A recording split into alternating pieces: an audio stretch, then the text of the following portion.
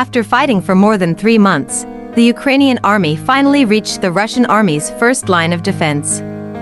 However, when they broke it through, they encountered stubborn resistance, causing the situation to reach a stalemate again.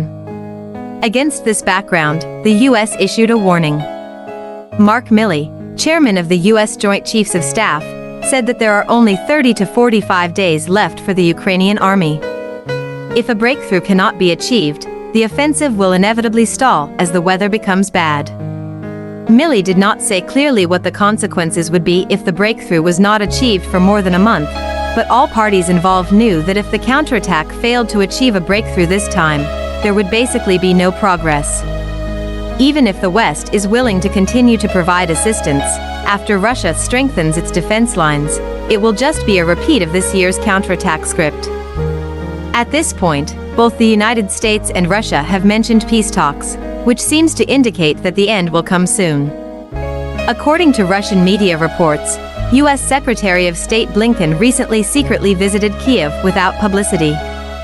During this visit, Blinken mentioned the Russia-Ukraine peace talks and contradicted Ukraine's views.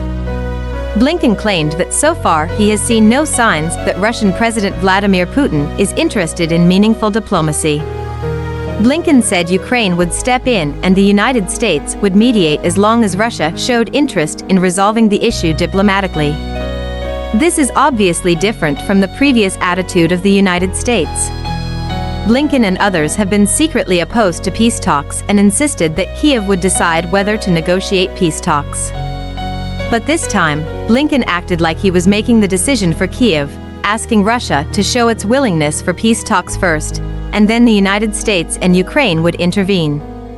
He no longer regarded the Russia-Ukraine peace talks as Ukraine's own problem, but made it clear that the United States will also participate. As we all know, the conflict between Russia and Ukraine is essentially a proxy war between the United States and Russia. If we want to solve the problem, we still have to negotiate between the United States and Russia. In the past, the United States has always stayed behind, but now it is willing to join the negotiations, which shows that the United States has made some preparations for peace talks. Russia responded after Blinken wanted Russia to show diplomatic interest first. Kremlin spokesman Dmitry Peskov said that if Russia believed that its goals could be achieved through means other than military action, then negotiations would take place, but that is not the case now.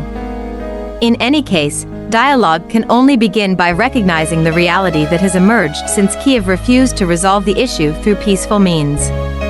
Now, Russia has also taken a proactive step.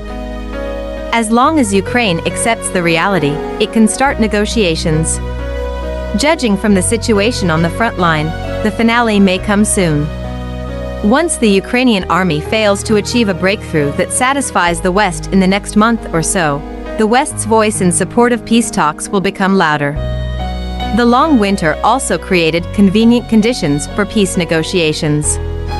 When all parties can calm down, a window of opportunity opens for peace talks. Whether all parties can seize this rare window period, we don't know. But as long as Russia and Ukraine and Russia and the United States begin to have substantive contacts, we believe that the end of the Russia-Ukraine war is not far away.